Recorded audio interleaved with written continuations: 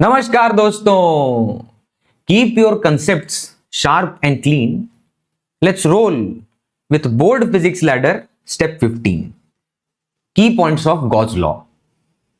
Point 1, जिस surface से flux निकालना है वो रेगुलर शेप्ड हो या इरेगुलर शेप्ड, गॉस लॉ दोनों के लिए एप्लीकेबल. सेकंड पॉइंट, अगर हम इस सरफेस से फ्लक्स निकालना चाहते हैं, तीन चार्जेस हैं Q1, Q2, Q3. फ्लक्स का formula Q enclosed by epsilon not. ध्यान दीजिए, सिर्फ और सिर्फ एनक्लोज चार्ज यानी Q1 प्लस Q2 पर डिपेंड करेगा. पॉइंट 3, अब अगर हम इलेक्ट्रिक फील्ड चाहते हैं तो हम पहले गॉस लॉ का जनरल फॉर्म लिखेंगे और उसमें जो इलेक्ट्रिक फील्ड होगी वो सारे चार्जेस की वजह से होगी, वो सिर्फ एनक्लोज नहीं. पॉइंट 4, अगर हमारे पास चार्ज का डिस्ट्रीब्यूशन है, चाहे पॉइंट चार्ज हो, तो गॉसियन सरफेस ऐसी मानिए जो कभी भी उस चार्ज से यानी पॉइंट चार्ज से पास न करे. हाँ, डिस्ट्रीब्यूशन से पास करेगा तो चलेगा. क्यों? क्योंकि पॉइंट चार्ज की फील्ड उसी पॉइंट पर लिखना, उसी सरफेस पर लिखना हमारे लिए इम्पॉसिबल है.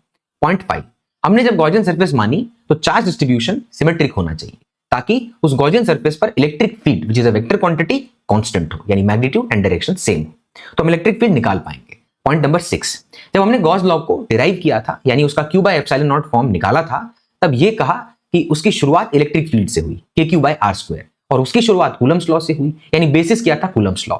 तो अगर कूलम्ब्स लॉ की इनवर्स रिलेशन, इनवर्स प्रोपोर्शनैलिटी का रिलेशन अगर हट जाए तो ये फॉर्मूला इनकरेक्ट होगा, यानी लॉ वायलेट हो जाएगा.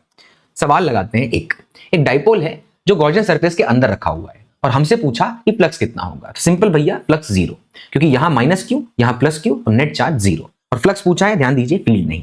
उसके बाद question 2, for a closed Gaussian surface the total electric flux depends only on the charge enclosed. बहुत बढ़िया. The electric field on the surface is due to, भैया ऑब्वियसली ऑल चार्जेस.